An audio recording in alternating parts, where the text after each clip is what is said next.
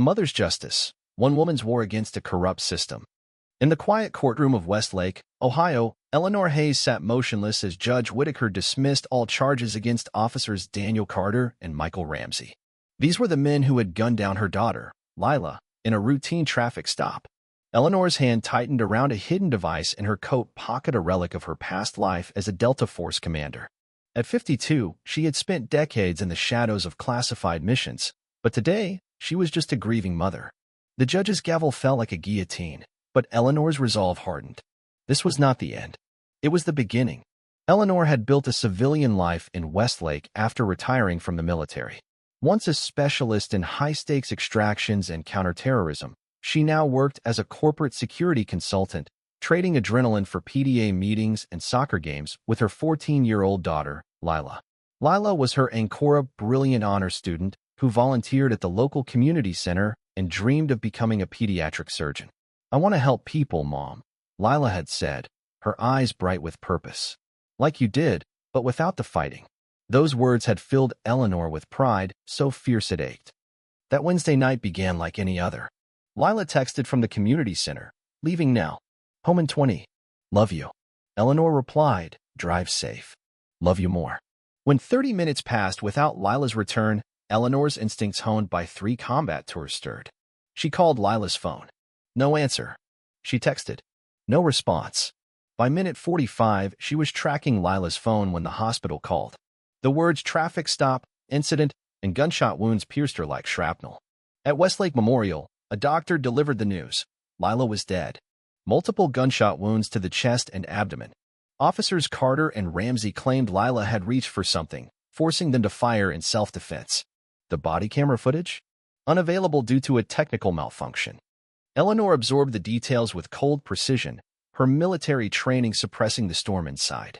She asked sharp questions, thanked the doctor, and requested to see her daughter. Lila lay on a metal table, her body marred by bullet wounds. Eleanor memorized each entry angle, then kissed her daughter's forehead and whispered a vow. "I'll make this right."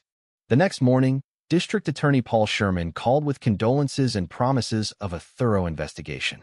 Carter and Ramsey were placed on paid leave, standard procedure, he said.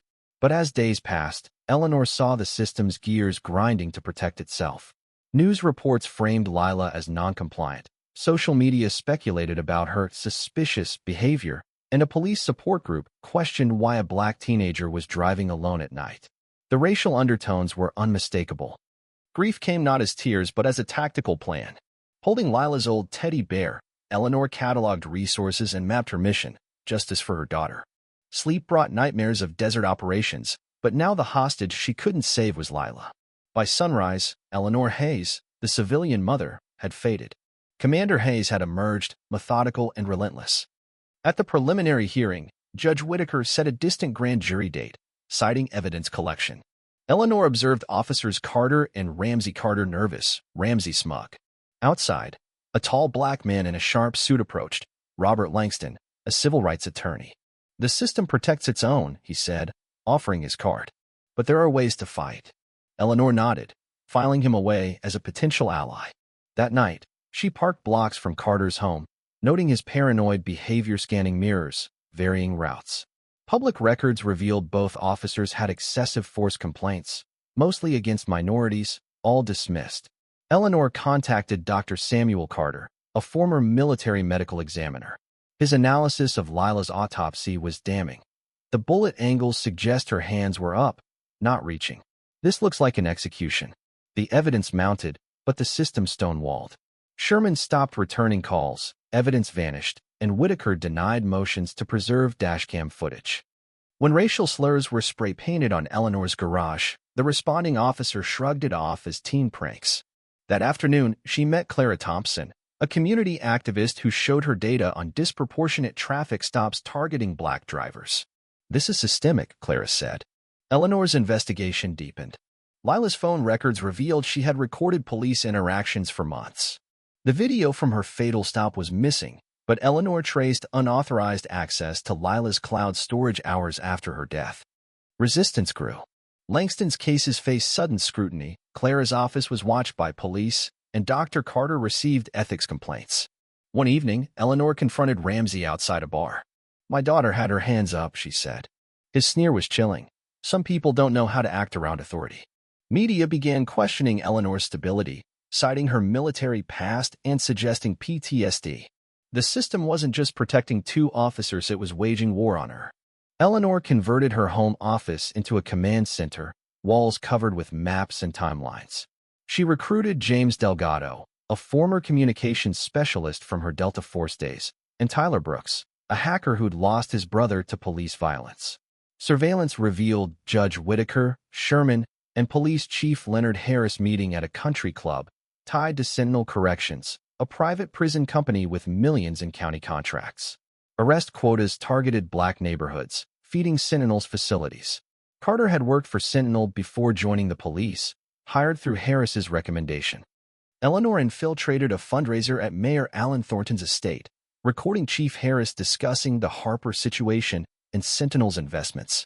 She confronted Sherman, catching his threat on tape. Black women like you disappear all the time. Who notices?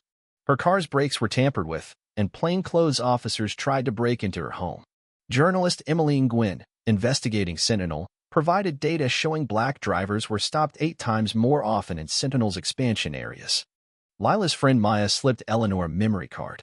Lila recorded that night, she whispered. The video showed Lila keeping her hands visible, calmly explaining her actions as Ramsey drew his weapon. Carter muttered, "These people never listen." The video cut off, but it contradicted the officer's story. The conspiracy wasn't just a cover-up, it was a profit-driven machine exploiting black communities. Eleanor's team grew. General Richard Powell, her former commander, provided classified databases, warning her to stay ethical. Clara organized protests, Langston filed legal motions, and Dr. Carter exposed ballistic inconsistencies. Tyler hacked police servers, uncovering Operation Cleanse, a campaign targeting black neighborhoods for seizures and arrests to lower property values for Sentinel-linked developers. The first major operation targeted Ramsey's home. Eleanor extracted documents linking him to Sentinel, but Ramsey returned early, firing at her. She disarmed him, pinning him down. "Remember Lila Harper?" she whispered, her gun at his temple. Lila's dream of healing, not harming, stopped her from pulling the trigger. She knocked him out and escaped, but the incident sparked a manhunt. Media painted her as a terrorist, and her allies faced raids, arrests, and threats. Officer Laura Bennett, a department veteran, contacted Eleanor anonymously. "Not everyone supports what happened," she said, revealing plans to undermine evidence at the grand jury. "They want you to snap," she warned. Eleanor pivoted, releasing a video exposing the conspiracy. It went viral, shifting public opinion. Sentinel CEO, Victor Randall, arrived, deploying mercenaries to neutralize Eleanor. Delgado was attacked, surviving with injuries. Safe houses were compromised, and Eleanor's military record was leaked, twisted to paint her as unstable. Tyler uncovered Sentinel's algorithm targeting black neighborhoods for profit. Lila's hidden cloud account revealed months of recorded harassment, including a diary naming Ramsey as a threat. Eleanor realized Lila's death was deliberate. She was silenced for her activism. General Powell revealed federal agencies were tracking Sentinel but needed Eleanor's evidence to act. "You're not alone," he said, urging coordination. At Lila's grave, Eleanor revised her vow. "I'll finish what you started, change, not just punishment." Officer Carter approached, offering to turn state's evidence.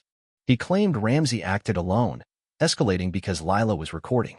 Eleanor hesitated, wary of a trap, but his documents checked out. The police planned to silence Bennett, staging her death as suicide. Eleanor chose to protect witnesses over immediate justice.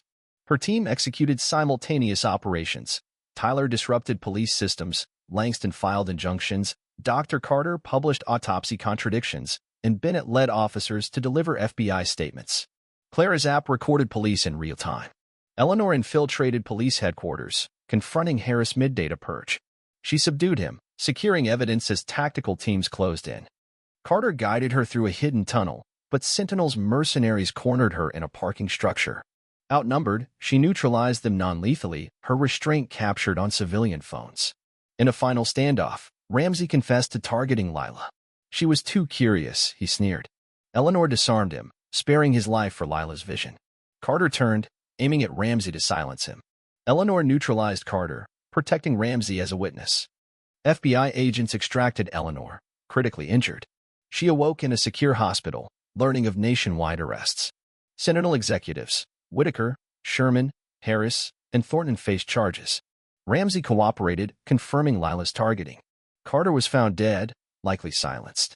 Lila's videos sparked reforms, and Bennett became interim chief. Eleanor founded the Lila Harper Foundation, training communities and officers for accountability. She declined federal roles, focusing on grassroots change. At Lila's memorial, the community honored her courage. Eleanor visited her grave, placing flowers. "We're changing things, baby," she said. "Your light guides us." The system didn't win. Lila's truth transformed Westlake and beyond, proving one person's courage could dismantle corruption. What would you do against systemic injustice? Could you stand like Eleanor or document truth like Lila? Share your thoughts below. And is violence justified? And how do we fight unfair systems? Your voice matters. Like, subscribe, and share to inspire others to seek justice.